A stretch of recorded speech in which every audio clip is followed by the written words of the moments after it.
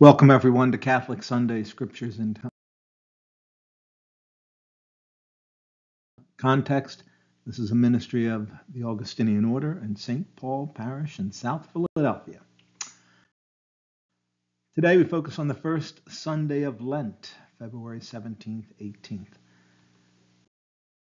Our first reading comes from the book of Genesis, and this is part of the mythology of the Jewish people, the first 12 chapters.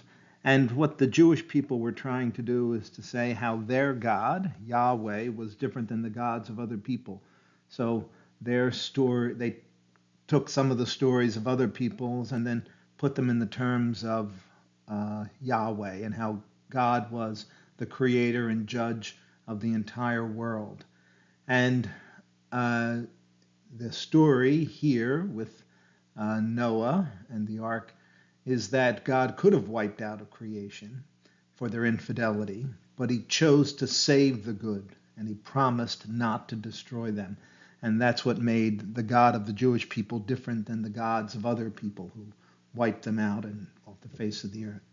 And this is the first covenant that God is making with God's people. The covenant of Noah, the covenant of Abraham, the covenant of Moses, the covenant of David, and then the covenant of, I will take your stony hearts and your hearts of flesh, that new covenant that is spoken about through the prophet Jeremiah and Isaiah.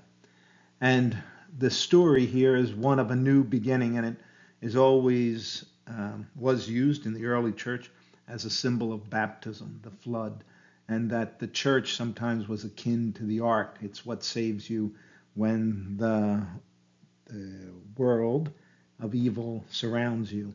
And the symbol of a bow in the sky, is it a rainbow or is it the bow of an arrow? If you look at the picture there, you could see how some people, would think that it was the bow of a warrior arrow. And in some of the ancient cultures, that's what it was.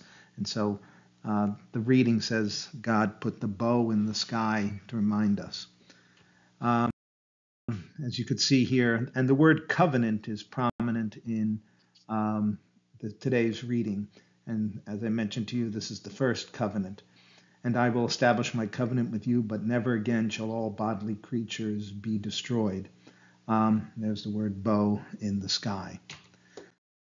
Our second reading comes from the first letter of Peter.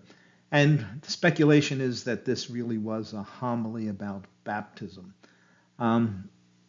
There's some controversy or uncertainty about what it means when he went to preach to the spirits in prison.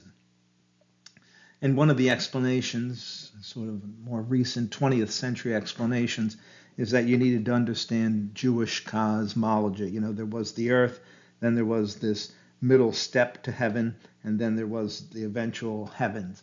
And that's maybe where the prison is, that in the people that lived before Jesus came, Jesus went to redeem them, because with God there is no time limits.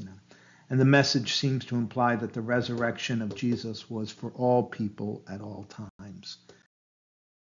And, Christ suffered for sins once, and this prefigured baptism, which saves you now. And he has gone into heaven and is at the right hand of the Father. And, you are now being joined to him by this sacrament of baptism. And lastly, our gospel comes from Mark, the first chapter, which we've been focusing on these last several weeks.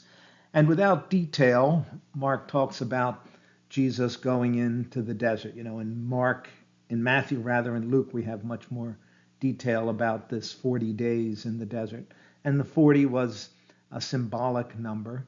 And the reason we believe Mark has this as the beginning part of his gospel is to show that Jesus was tempted, and it was the victory of Jesus over evil. And throughout Mark's gospel, Jesus was always at war with evil. And for the Jewish people, the desert was a symbol of evil. It's where the wild animals roamed. It's where there was possibility of dying because there was no water and the heat and so forth. It was viewed as a vast wasteland, which is what our souls become when we give ourselves over to evil. And the absence of any conflict was a signal that the era of the Messiah had begun. And after Jesus passed this test, then he was able to begin his mission as Messiah and announcing that the kingdom of God was at hand. And that's what we see here. Um, the Please pray for peace in Ukraine and in the Holy Land.